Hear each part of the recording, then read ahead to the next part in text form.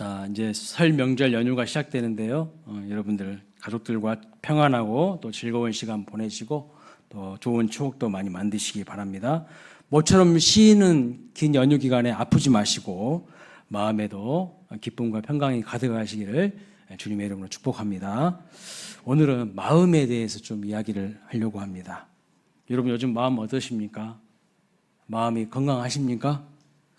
마음이 두렵고 불안하고 근심, 걱정, 염려 가득하지는 않으십니까? 앞이 보이지 않고 그냥 캄캄하고 답답하고 그렇게 느껴지지는 않으십니까? 외롭고 고독하고 쓸쓸하지는 않으십니까? 여러분 마음은 어떠신 것 같으세요?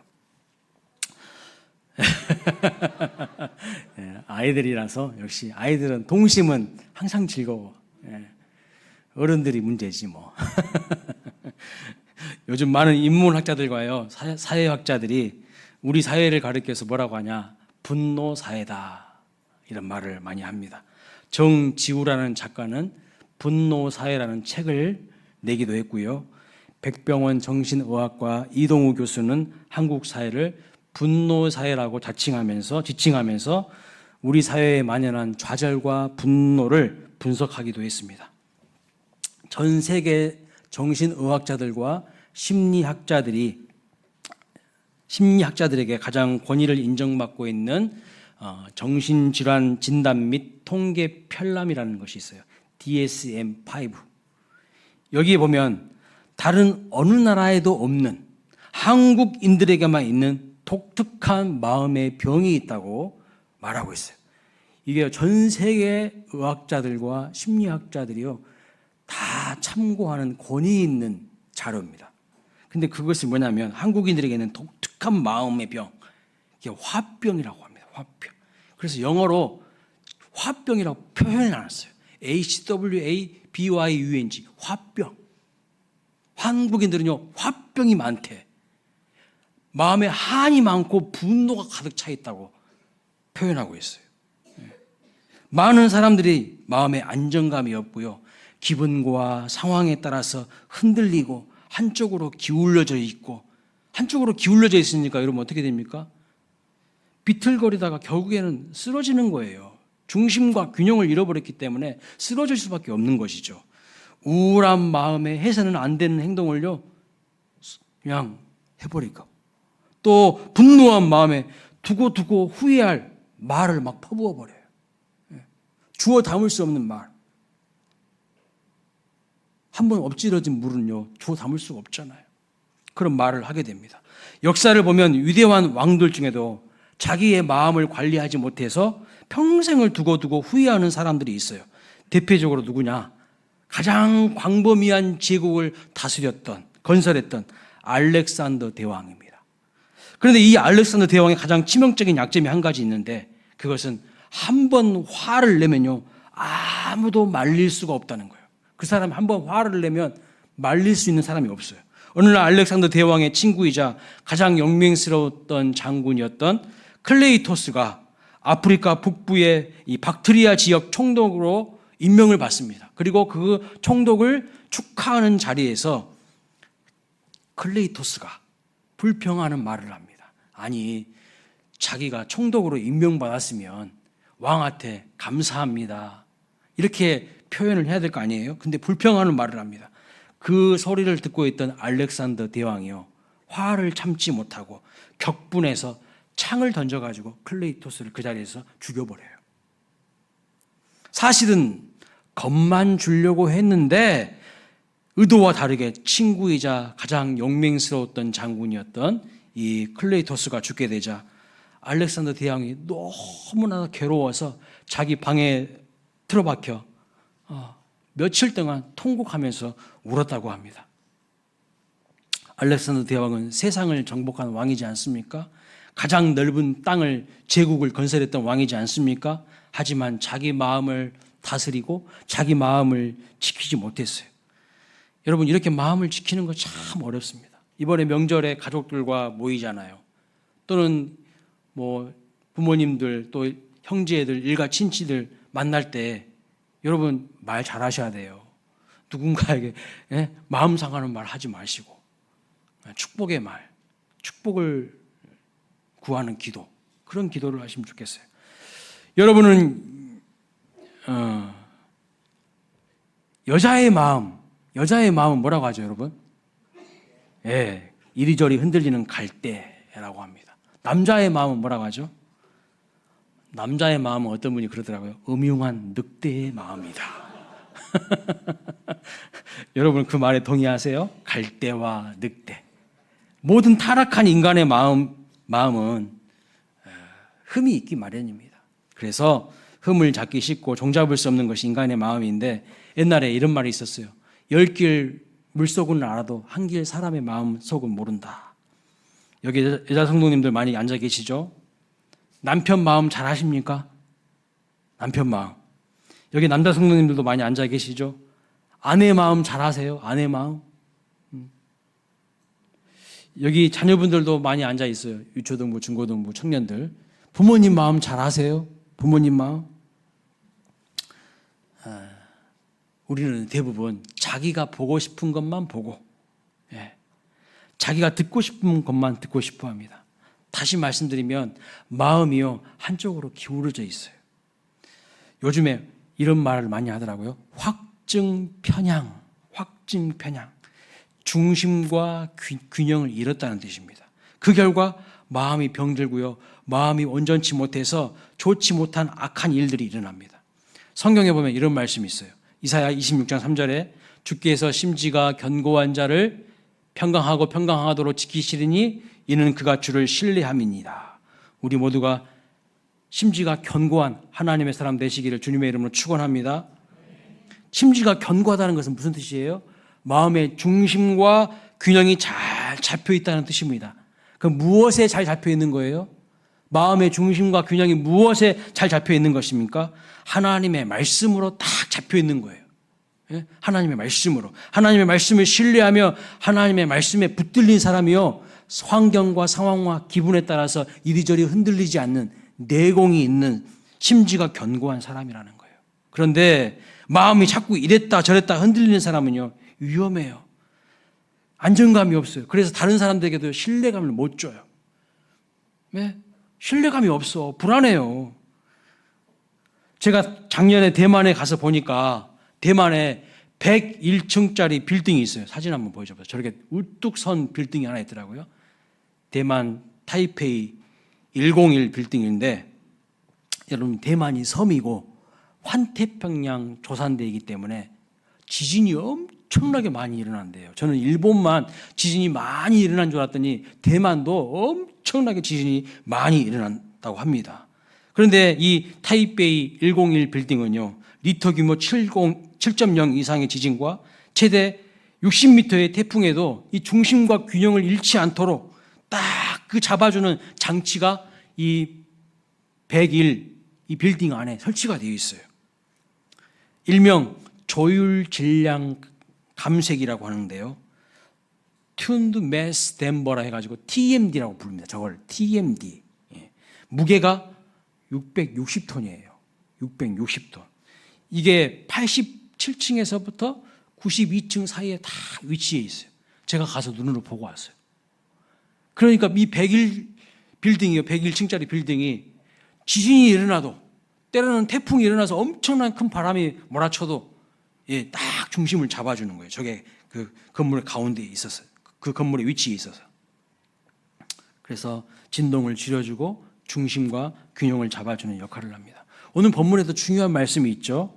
자, 잠언 4장 23절 말씀 다 함께 읽어보겠습니다. 시작. 모든 지킬 만한 것 중에 더욱 내 마음을 지키라. 생명의 근원이 이에서 남이니라. 여러분, 마음을 지켜야 산다는 거예요. 마음을 지키지 않으면요, 살아도 산 것이 아니에요. 죽습니다. 죽어.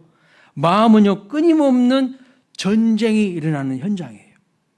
그래서요, 사단 마귀 악한 영들이 우리를 넘어지게 할 때 공략하는 것이 뭡니까? 우리의 마음이에요. 마음에서 끊임없는 영적 전쟁이 일어납니다. 그래서 하나님을 뜨겁게 만나고 순수하게 만났던 그 마음이 뭐죠? 초심이죠. 초심을 잃어버리면 사람 다 변질됩니다. 초심. 처음에만 반짝 잘하고 가면 갈수록 흐지부지 하는 사람들이 있어요. 뭐가 부족한 거예요? 뒷심이 부족한 사람이에요. 초심도 중요하지만요, 뒷심까지 있어야 돼요. 그리고 한결같은 열심이 있어야 돼요. 항상 우리 마음에 하나님을 향한 열심이 있어야 됩니다. 그래서 이 초심, 뒷심, 열심을 하나로 합치면 그게 뭐냐면요, 그게 바로 충성이에요. 충성. 충성된 사람은요, 변질되지 않아요. 초심을 끝까지 가져갑니다. 초심이 끝까지 뒷심까지 이어져요. 그 과정에 열심이 있어요. 이렇게 충성된 마음으로 살아가는 사람이 하나님을 향하여서 진정성이 있는 사람인 것이죠. 자, 그러면 우리가 마음이 무너지면 끝나는 거예요. 이 마음을 지키기 위해서 그럼 어떻게 해야 되는가? 첫째는요, 생각과 마음을 잘 구분할 수가 있어야 됩니다. 사탄은 우리의 마음을 노리는데 우리의 마음을 사로잡기 위해서 우리에게 뭘 던지냐면 자꾸 생각을 던져요. 생각. 여러 가지로 생각을 미끼로 던져서 우리의 약점을 탁 잡고요, 우리를 이제 조종하려고 합니다. 끌고 가는 겁니다. 사탄이 여러분에게 어떤 생각을 넣어줬는데 반응을 하지 않습니다. 그러면 이 사람은 이런 것에는 관심이 없구나. 이것에 관심이 없어. 그래서 다른 생각을 또 집어넣습니다. 그래서 우리를 미혹하고 그 미끼를 딱 물게 만드는 거예요. 우리가 무엇에 반응하는지를 보고 우리의 마음을요, 조종하려고 하는 거예요. 물론 어떤 생각이 떠오르는 것 자체는 죄가 아닙니다. 많은 생각이 우리 머릿속에 떠오를 수가 있어요. 마귀가요, 여러 가지 생각을 미끼로 던질 수가 있습니다. 종교개혁자 마틴 루터는 이런 말을 했어요. 날아가는 새가 똥을 싸는 것은 맞을 수가 있다. 그런데 머리에 둥지를 틀게 해서는 안 된다. 그랬어요. 무슨 뜻일까요? 사탄이 여러 가지 방법을 통해서 여러분 머릿속에 이상한 생각들, 나쁜 생각들, 인터넷 매체나 뉴스나 사람들을 통해서 나쁜 생각, 더러운 생각, 우리에게 사단 마귀가 던질 수 있다는 거예요. 그런데 그 생각을 붙잡고 계속 거기에 머물다가 그것이 내 마음 속으로 들어오게 해서는 안 된다는 거예요. 여러분, 생각은 오픈된 벌판입니다. 오픈된 벌판.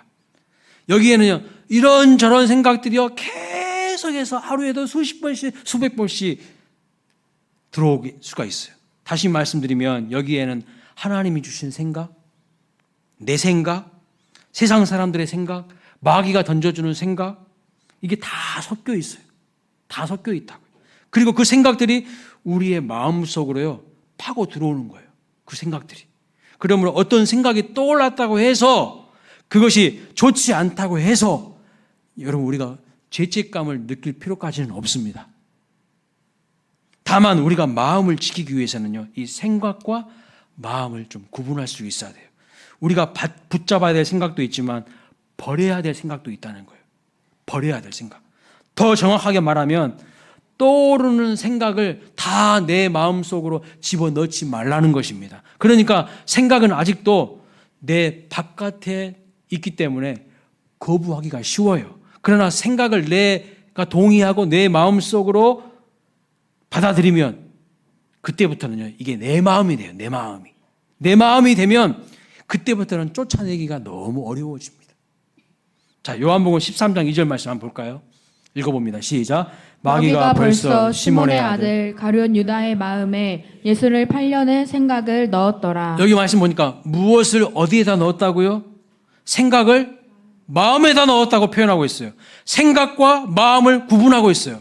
생각을 마음에다 넣습니다. 그러니까 마귀가 가룟 유다에게 예수를 팔아야겠다는 생각을 한 번, 두 번 들게 한 게 아니에요. 한 번, 두 번 그런 생각 준 게 아닙니다. 여러 번 그런 생각을 던졌어요. 그런데 그때마다 가룟 유다가 반응을 해. 가룟 유다가 흔들렸어요. 빈틈이 생겼어요. 그것을 마귀는 알아요. 아까 제가 말씀드렸죠. 마귀가 생각을 딱 던져요. 그것에 따라서 반응을 하고 흔들리면요, 너는 이게 약점이구나. 그것을 계속 던져요. 계속 던져. 딱 물게 만드는 거예요. 미끼처럼.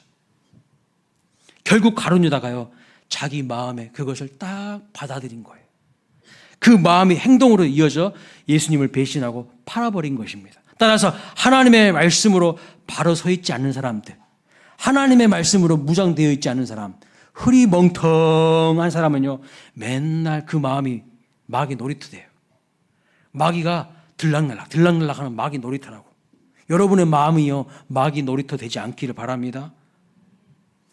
마귀가 들락날락 거리면서 흔들어 대는 거예요. 여러분의 마음을요, 하나님의 말씀으로 무장하지 않고 지키지 않으면 그게 마귀 놀이터고요, 죄악 공장이 돼요. 맨날 죄악을 만들어내는 죄악 공장이 된다고요. 우리가 마음을 잘 지키기 위해서는요, 생각과 마음을 잘 구분하고 하나님의 말씀으로 잘못된 생각을요, 내쳐야 돼요.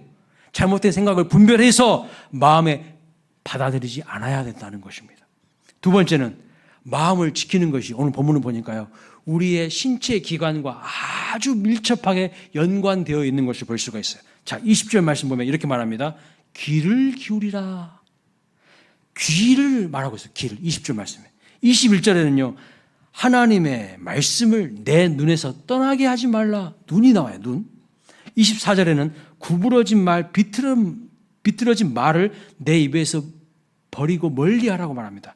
입이 나오죠. 26절에는 내 발이 행할 길을 평탄하게 하라고 말합니다. 발이 나와요. 지금 마음을 지키라고 하면서 생명의 근원이 여기서 마음에서부터 비롯되는데 그 마음을 지키기 위해서는 뭐 하라고 하는 거예요? 우리의 육신, 우리의 신체 기관이 무엇에 오염되면 안 된다고 말하는 겁니까? 죄에 오염되면 안 된다고. 세상의 탕류에 오염되어서는 안 된다고 말씀하고 있어요. 다시 말씀드리면 귀와 눈을 통해서 하나님의 말씀이 내 마음에 들어와요. 귀와 눈을 통해서 하나님의 말씀이 내 마음에 들어옵니다. 그리고 들어간 말씀이요, 다시 입과 발을 통해서 표현됩니다. 따라서 마음의 중심을 잡고 균형을 잡아서 마음을 지키려면 눈과 귀로 들어오는 여러 가지 정보들을 잘 분별하고 관리해야 된다는 거예요. 아무거나 봐서는 안 된다는 거예요. 아무 말이나 들어서는 안 된다는 거예요. 여러분의 눈으로 아무것이나 보고 귀로 아무것이나 막 듣고 입으로 닥치는 대로 말하고 아무 데나 발로 다닌다고 생각해 보세요. 여러분요, 그런 사람은 당장 쓰레기 인생 됩니다. 아무 데나 막 가고요, 아무 말이나 툭툭 벗고 그 삼류 쓰레기 인생 돼요. 마음이 죄악 공장이 되고 마귀 놀이터 되는 거 한순간이에요. 마음이 하나도 정리가 안 돼 있어요. 마음이 그냥 기죽박죽이야. 온갖 더러운 거 잡동사니가 내 마음에 득실듯이 가득가득해. 그러니 인생이 안 풀리죠. 뭘 아는 것 같은데 결론은요, 그런 사람들 항상 엉뚱한 결론을 내려요. 생각이 삐뚤어져 있어요. 확증 편향이에요. 한쪽으로 치우쳐져 있어요. 중심이 없어요. 바쁜 것 같은데 열매가 없어요. 왜요? 고삐 풀린 망아지 마냥 마음이 통제되지 않기 때문입니다. 우리 인생 통장에 들어오고 나가는 수입과 지출이 관리가 안 되는 사람이 되어서 항상 이런 사람은요, 마이너스 인생이 돼요. 마이너스 인생. 뒤죽박죽이에요. 왜요? 마음 관리가 안 되기 때문에. 마음 관리가. 다시 강조해서 말씀드립니다. 우리의 신체 기관이요, 우리의 마음과 매우 밀접하게 관계가 있다고 하나님은 말씀하고 있어요. 그 신체 기관은 복을 받는 것과 아주 밀접하게 연결되어 있습니다. 복을 받는 것과. 그래서 다시 한번 하나님의 말씀이 우리의 눈, 귀, 입, 발 어떻게 말씀하고 있는지를 보도록 하겠습니다. 이게 복을 받는 사람들의 특징이 여기에 있어요. 자, 첫째는요, 다른 사람이 보지 못하는 것을 보는 사람이에요. 어느 살골짜기에 금이 발견되었습니다. 수많은 사람들이 금을 캐려고 이제 몰려드는 거예요. 사람들로 북새통을 이룹니다. 그런데 금을 캐려면 강을 건너가야 하는데 마침 비가 엄청나게 와서 강물이 불어났어요. 사람들이 발을 동동 구르며 말합니다. 아이고, 저 빨리 가서, 남들보다 빨리 가서 저 금을 다 캐야 되는데 어떡하지? 그렇게 막 여기서 이구동성으로 이야기를 합니다. 그러자 한 사람이 빙그레 웃으면서 말합니다. 나는 여기서도 금이 보이는데, 나는 여기서도 돈이 보이는데, 엄청나게 돈 벌 것이 나는 지금 여기서도 보이는데, 굳이 저기까지 안 가도 보이는데, 그런 이야기를 합니다. 그러자 그 말을 듣고 있던 사람들이 귀가 번쩍이는 거예요. 어떻게 해요? 어떻게 보이는데요? 여기다가 나룻배로 강을 건너게 해주고 싹을 받는 거예요. 싹을 받는 거예요. 사람들이 맞다고 하면서 무릎을 탁 치는 겁니다. 다른 사람들은 다 금금금금금금 할 때 그는 배를 생각해요. 남들이 보지 못하는 것을 생각하는 거예요. 돈이 흘러가는 길을 보는 거예요. 그 길목을 지키면 복을 받는다는 걸 아는 거죠. 그러니까 우리의 시선을 어디에 두어야 하는지 훈련이 돼야 된다는 거예요. 세상 사람들은 몰라요. 그런데요, 볼 수 있는 사람들이 있어요. 다른 사람들은 몰라. 근데 내 눈에는 보여. 복을 받는 비결이 보인다고.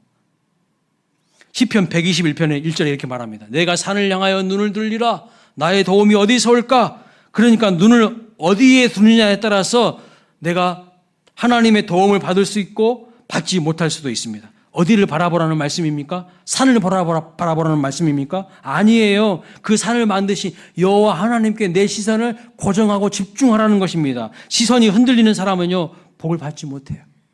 시선이 흔들리는 사람.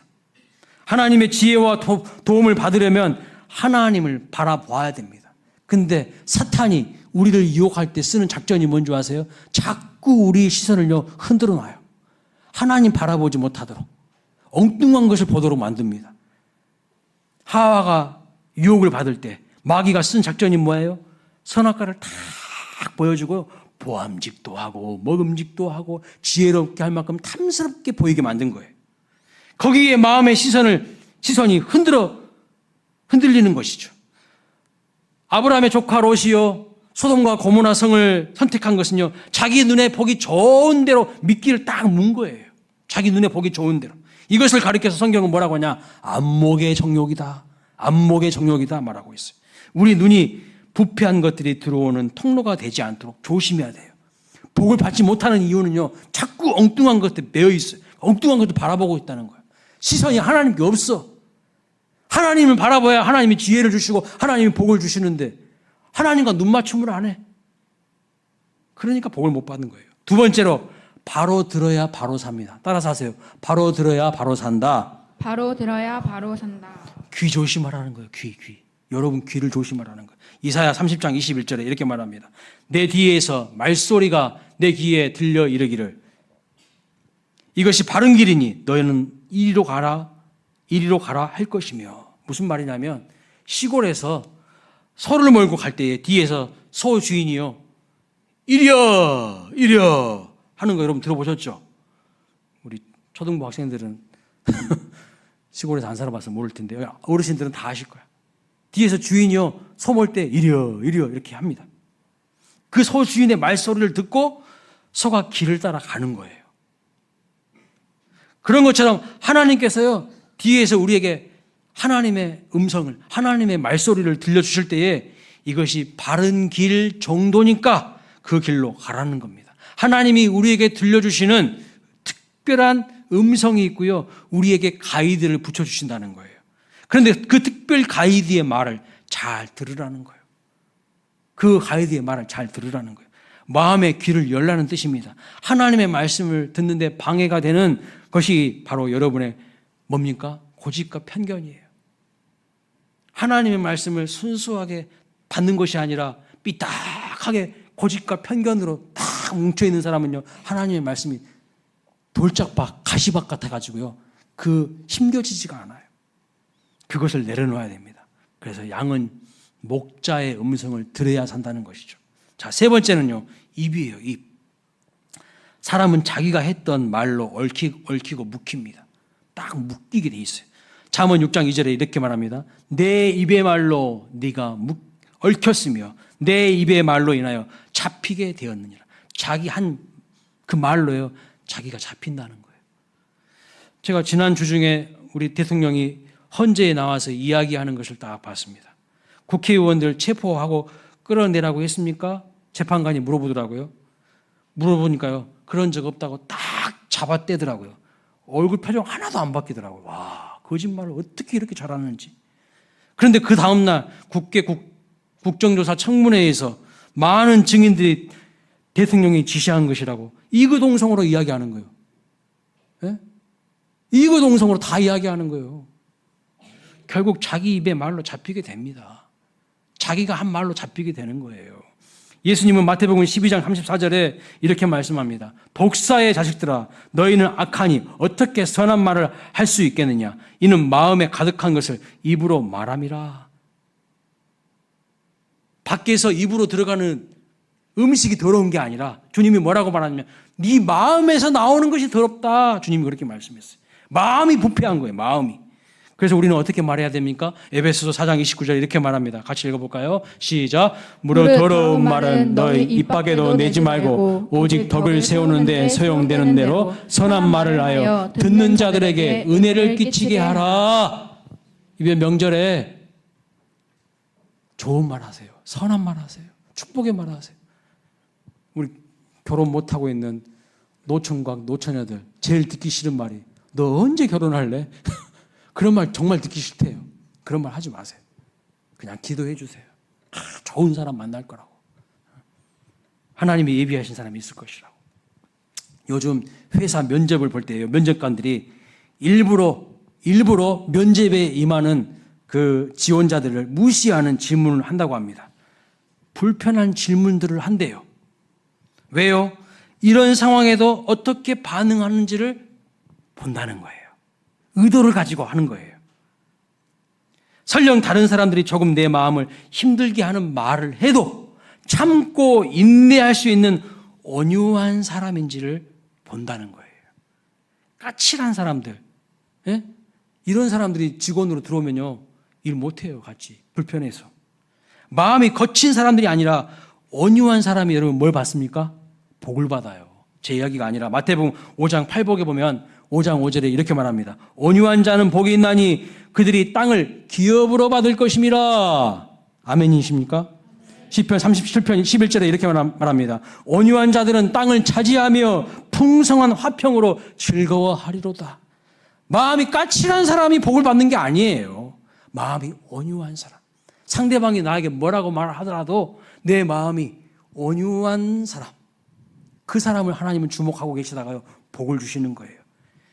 그런데 여러분, 온유의 의미는 뭘까요? 온유하다는 것은요, 힘이 없고 병약하고 무능력하는 것을 말하는 게 아니에요. 오늘날 우리는 온유를 잘못 알고 있어요. 자기 주장도 못하고 그냥 약하고 무능력한 사람이 온유한 게 아니에요. 오히려 그 반대입니다. 힘이 넘치는 사람이지만 그것이 잘 훈련되어서 잘 통제된 성품과 인격을 갖춘 사람을 말하는 거예요. 무능력한 사람이 아니에요. 하나님의 손에 다듬어지고 빚어져서 아무데나 함부로 힘을 쓰지 않고 절제된 힘과 통제력을 가지고 있는 마음이 강한 사람이요, 온유한 사람이에요. 마음이 강한 사람. 마치 이런 거예요. 훈련된 야생마와 같아요. 야생마는 엄청 힘이 있어요. 그런데요, 훈련이 돼 있어요. 딱 주인이 가라고 하면 가. 훈련받아서 통제되어 있는 사람이에요. 이게 온유한 사람이라. 이런 사람이 땅을 기업으로 얻는다는 겁니다. 마지막으로 우리가 주의해야 될 것은요, 발입니다. 지혜로운 사람은요, 가야 할 곳을 가고 가지 말아야 할 곳을 가지 않는 사람이에요. 주일이면 어딜 가야 됩니까? 은혜의 보좌 앞으로 담대히 나아가야죠. 복을 받기 위해서, 은혜를 얻기 위해서 은혜의 보좌 앞으로 담대히 나아가는 겁니다. 근데 엉뚱한 데 가 있어요. 복은요, 발걸음에서부터 시작합니다. 발걸음에서부터. 시편 1편에 보면 이렇게 말합니다. 복 있는 사람은 악인의 꾀를 따르지 아니하며 죄인들의 길에 서지 아니하며. 예. 걸음이요, 복된 사람들이요. 자꾸 엉뚱한 데 가 있으면서 어떻게 복을 받습니까? 못 받아요. 그러니 그 걸음들이 모여져서요, 인생이 형통하게 된다는 거예요. 그 걸음이 쌓여서 복이 되는 거예요. 시편 119편 101절에 이렇게 말합니다. 내가 주의 말씀을 지키려고 발을 금하여 모든 악한 길로 가지 아니하였사오며. 여러분의 발걸음이 복된 걸음 되시기를 주님의 이름으로 축복합니다. 신라시대 김유신 장군이 있었어요. 김유신 장군은요, 삼국 통일을 이룬 그런 대업을 이룬 사람입니다. 그런데 이 사람은요, 원래 진골 출신도 아니고 성골 출신도 아니에요. 육두품 출신이에요. 육두품. 그냥 별 볼 일 없는 가문이라는 뜻이에요. 한마디로 말하면. 그러다 보니까 아무리 자기가 애를 써도 출세를 출세하기 어렵다고 하면 한탄하면서 허구한 날 술 먹고 기생집에 다녔던 사람입니다. 그런데 어느 날 뜻을 세워서 마음에 다짐하는 거예요. 내가 이대로 살아서는 안 되지. 내가 이대로 살아서는 안 되지. 이 나라를 바로 세워야겠다는 결심을 하고요. 뜻을 딱 세웁니다. 그런데 어느 날 말 위에서 길을 가다가 잠이 들었어요. 그런데 여러분 그 말이 기생집 앞에 가 있는 거예요. 말이 기생집 앞에 가 있는 거예요. 김유신이 말에서 내려서요. 칼을 뽑아가지고 그 말의 복을 단숨에 베어버렸다고 합니다. 그리고 다시는 내가 이곳에 가지 않으리라 다짐을 한 겁니다. 그리고 나서 삼국 통일의 대업을 이루게 되었어요. 갈 곳과 가지 말아야 할 곳을 구별하는 것입니다. 자기가 걸어온 발걸음이 모아져서 자기 인생을 만드는 거예요. 그러니까 여러분 눈, 귀, 입, 발이 제 역할을 하고 잘 관리되고 통제된 사람이요 마음의 중심과 균형이 잡히게 돼요. 그런데 이런 눈과 귀, 입과 발이 관리되지 않고 통제되지 않는 사람이 있어요. 요즘 우리가 새벽에 매일매일 말씀 묵상을 여호수아를 하고 있는데 여호수아서를 보고 있는데 거기 아이성 전투를 앞두고 아간이라는 사람이요 전리품에 딱 눈이 멀어버렸어요. 예? 전리품에 눈이 멀었어요. 그래서 전리품 하나님이 취하지 말라고 했는데 자기가 그것을 가지려고 한 것이 나중에 들통이 납니다. 눈이 통제되지 않아서 마음을 빼앗긴 거예요. 그래서 아이성 전투에서요 철저하게 패배합니다. 그리고 아간은 비참하게 죽게 되는 것을 볼 수 있어요. 비참하게 아간이 죽어요. 그 일로. 아이성을 빼앗기 전에 뭘 빼앗겨 버린 거예요? 먼저 자기 마음을 빼앗겨 버린 거예요. 예. 무엇에 빼앗긴 겁니까? 금덩이에, 화려한 외투에, 화려한 옷에 마음을 빼앗겨 버린 거예요. 그래서 잠언 16장 32절 이렇게 말합니다. 읽어볼까요? 시작. 노하기를 더디하는 자는 용사보다 낫고 자기 마음을 다스리는 자는 성을 빼앗는 자보다 나으니라. 네. 자기 기분 나쁘다고 자기 화났다고 막 법원에 막 가가지고 막 창문 깨고 집기 부숴 던지고 그렇게 하면 됩니까? 그건 상식 이하의 행동인 거예요. 자, 그러면 이제 우리의 마음을 어떻게 사용해야 되는지 제가 마음 사용법 3가지를 말씀드리고 말씀을 마칩니다. 첫째는요, 마음을 다하는 전심이 필요합니다. 전심. 역대하 15장 15절 말씀. 무리가 마음을 다하여 여호와를 찾았으므로 여호와께서도 그들을 만나 주시고 그들의 사방에 평안을 주셨더라. 마음을 다할 때, 전심으로 나아갈 때 하나님이 복을 주시는데 무슨 복을 주십니까? 하나님이 만나 주시고요. 평안을 주신다고 말씀하고 있어요. 하나님이 만나 주셔요. 전심으로 나를 찾으면 나를 만나리라 그랬어요. 하나님 만나야 사는 거 아닙니까? 그리고 우리 마음에 평안이 임합니다. 두 번째, 마음을 모으는 일심이에요. 일심. 여러분 누군가를 사랑할 때 사랑해 보셨죠? 네, 사랑도 모르십니까? 사랑해 보일 때 두 마음을 품습니까? 두 마음을 품어요? 그 사람만 생각나요. 그 사람만 생각나게 되어 있어요. 그걸 가리켜서 일편단심이라는 거예요. 줄여서 일심이에요. 하나님이 가장 싫어하는 것이 뭐냐? 두 마음 갖는 것. 두 마음을 품는 자 무엇인가 기도해도 얻기를 생각하지 말라 그랬어요. 마음이 정해지지 않는 사람이라고. 하나님도 좋아하고 세상도 좋아하고 하나님도 섬기고 세상도 섬기는 우상도 섬기는 것. 결국 이스라엘은요 그것 때문에 망하게 된 거예요. 두 마음 품은 것 때문에 망하게 된 거라고요. 하나님은 여러분을 향하여 전심으로 사랑하십니다. 여러분을 향하여 전심으로 사랑하세요. 하나님은 여러분을 향하여 일심으로 사랑하셔요. 그런데 내 마음은 어떻습니까? 전심으로 사랑합니까? 일심으로 사랑하고 있습니까? 자, 세 번째, 마음을 강하고 담대히 하는 강심이 필요해요. 강심. 신명기 31장 6절 말씀 읽어볼까요?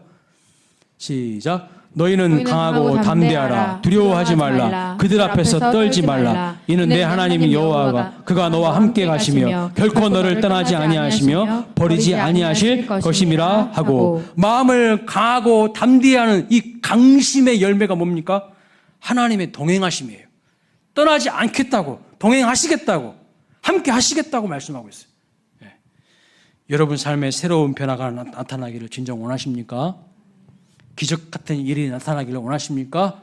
하나님의 크신 복이 임하기를 원하십니까? 그런데 우리는요, 전심으로 예배하는 것을 잃어버렸어요. 전심으로 예배합니까? 일심으로 기도하는 것도 잃어버렸어요. 전심으로 예배하지 않고 일심으로 기도하지 않고 어떤 장애물이 앞에 있으면 그것을 도전하는 담대한 마음, 강심도 다 잃어버렸어요. 마음 쓰는 법을 잃어버린 겁니다. 마음 쓰는 법을 전심으로 예배도 안 드려, 일심으로 기도도 안 해, 강심으로 뭔가 도전도 안 해. 뭐 어떻게 복을 받을 건데요? 그 결과는 뭘까요? 안 봐도 뻔한 것 아닙니까? 개구리가요, 뜨뜻한 물에 그냥 삶아지듯이 영적 감각도 다 잃어버리고 믿음도 다 잃어버리는 겁니다. 사랑하는 우리 광일교회 성도님들, 2025년 전심, 일심, 강심을 회복하시길 주님의 이름으로 축복합니다. 이것이 여러분 마음에 제대로 회복되면요, 하나님은 반드시 복을 주게 되어 있어요. 복을 주고 싶으신 분이에요. 이것이 회복되면요, 그 공동체는요, 반드시 살아나고 부흥하고 성장하게 됩니다. 멋지게 하나님이 쓰실 거예요. 말씀을 마칩니다. 오늘 설교 제목이요, 흔들리는 내 마음 어떻게 해야 되는가? 외로움, 쓸쓸함, 고독함, 괴로움, 분노, 허전함, 공허함, 두려움, 불안, 죄책감, 여러분 마음에 어떤 마음이 있으신가요?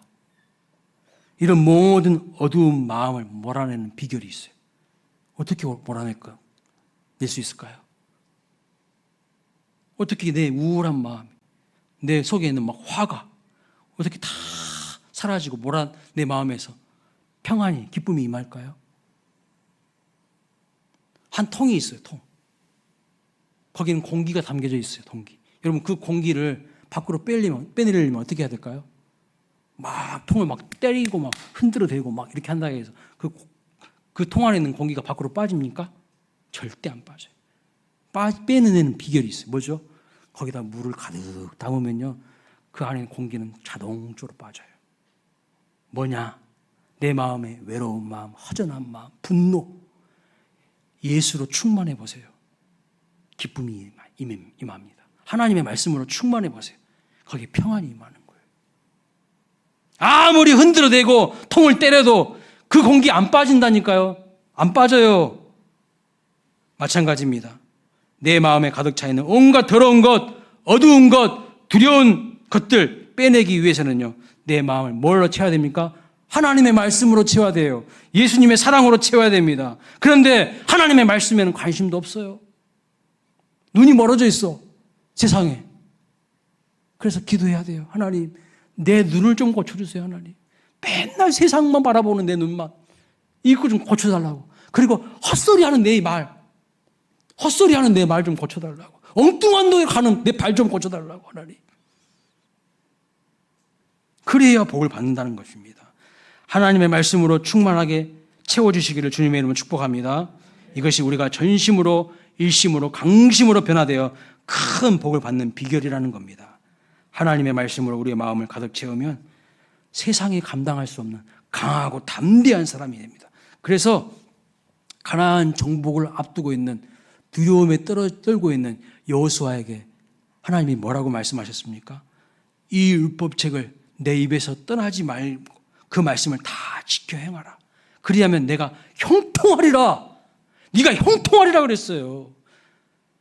오늘 우리의 문제는 뭐냐면요, 말씀을 무시하는 것이 문제예요. 말씀을 무시해, 하나님 말씀을. 여러분 마음에 하나님의 말씀을 충만하게 채워서 큰 복을 받고 승리하는 인생이 되시기를 주님의 이름으로 축원합니다. 흔들리는 내 마음, 무엇에 여러분 붙들어 매야 될까요? 무엇에? 흔들리지 않는, 변하지 않는 단단한 고정된 것에 딱 내 마음을 붙들어야 돼. 근데 변하지 않고 흔들리지 않는 영원 불변한 그분이 누구예요? 하나님이야. 하나님께 내 마음을 단단히 묶어야 돼요. 그래야 안 흔들리는 거예요. 제가 한번 설교 시간에 말씀드린 적이 있어요. 우리 교회 여기 보면 현수막 게시돼 있잖아요. 거기 보면 예배 시간 안내하는 현수막이 있어요. 그거요, 1년 365일 지나도록 그 자리에 그대로 있어요. 신기하더라고. 누가 묶어 놓으셨는지 모르겠지만, 진짜 멋져요. 박성환 장로님 묶으셨습니까? 누가 묶어 놓으신지 모르지만 진짜 잘 묶어 놓으신 거야. 예. 내 마음이요 하나님께 확실하게 묶여 있어야 돼. 그래야 흔들리지 않은 거예요. 누가 이 말하면 이렇게 흔들렸다가 누가 저 말하면 저렇게 흔들렸다가 이 줏대 없는 사람한테 뭘 복을 주겠어요. 반드시 하나님을 향하여서 내 믿음이 뚝심 있게 심지가 견고하게 딱 고정되어 있어야죠. 하나님이 복을 팍 부으시는 거죠. 그래야지 이렇게 맛있는 물을 먹을 수 있는 거예요. 2025년도 전심으로 일심으로 강심으로 하나님 사랑하고 예배하시는 저와 여러분 되시기를 주님의 이름으로 축복합니다. 다 함께